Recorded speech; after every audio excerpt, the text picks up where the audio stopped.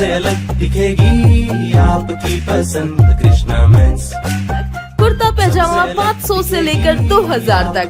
हमारा पता कृष्णा मेंस, नंगा पुतला चौक, जागनाथ रोड, गांधी बाग, नागपुर। क्या आपके चेहरे पर आ गई है असमय झुर्रियां, त्वचा पर काले दाग या फिर ऑर्थोराइड्स प्रॉब्लम जैसे कि कमर या घुटनों का दर्द, बालों का झड़ना और असमय बालों का सफेद होना, सीने में जलन, पेट फूलना तथा एसिडिटी और इन सभी प्रॉब्लम से आप हो गए हैं बेहद परेशान?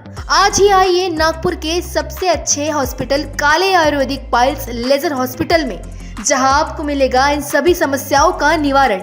हमारा पता Kale Ayurvedic piles laser hospital, Umred road, Dighori bus stop के पास, दिघोरी, नागपुर।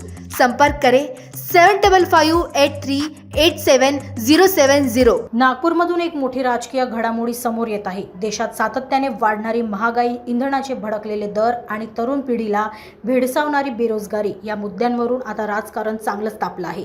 नागपूर शहरात युवक काँग्रेसच्या वतीने आज केंद्र सरकार विरोधात एक तीव्र आंदोलन छेडण्यात आलं।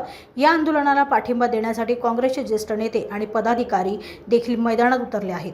नागपूरच्या व्हेरायटी स्क्वेअर येथे युवक काँग्रेसच्या वतीने केंद्र सरकारच्या धोरणाविरोधात जोरदार निदर्शनं करण्यात आली। या आंदोलनादरम्यान कार्यकर्त्यांनी हातात फलक घेऊन आणि घोषणाबाजी करत प्रशासनाचा निषेध केला। यावेळी काँग्रेस नेत्यांनी थेट पंतप्रधान नरेंद्र मोदी यांच्या वक्तव्याचा आणि धोरणांचा खरपूस समाचार घेतला। पंतप्रधानांकडून आंतरराष्ट्रीय पातळीवर एका मर्यादेची आणि प्रोटोकॉलची अपेक्षा असताना त्यांच्याकडून मेलोडी खाओ खुद जान बचाव सारखी वक्तव्ये केली जात असल्याचा आरोप काँग्रेस नेत्यांनी केला आहे। या आंदोलनादरम्यान बोलताना काँग्रेस नेत्यांनी पेपर फुटीच्या प्रकरणावरूनही सरकारला धारेवर धरलं आहे। नीट परीक्षेचे पेपर लीक होत असल्यामुळे देशातील लाखो विद्यार्थ्यांचे आणि तरुणांचे भविष्य अंधारात सापडले असून तरुण बेरोजगार होत असल्याचा आरोप त्यांनी केला। याशिवाय देशाची आर्थिक स्थिती दिवसेंदिवस खालावत चालली असून पुढील 3 ते 4 महिन्यात याचे अत्यंत गंभीर परिणाम सामान्य जनतेला भोगावे लागतील असा इशाराही यावेळी देण्यात आला। सरकारकडे महागाई आणि बेरोजगारीवर कोणतीही ठोस उपाययोजना नसून केवळ गाजावाजा केला जात असल्याची टीका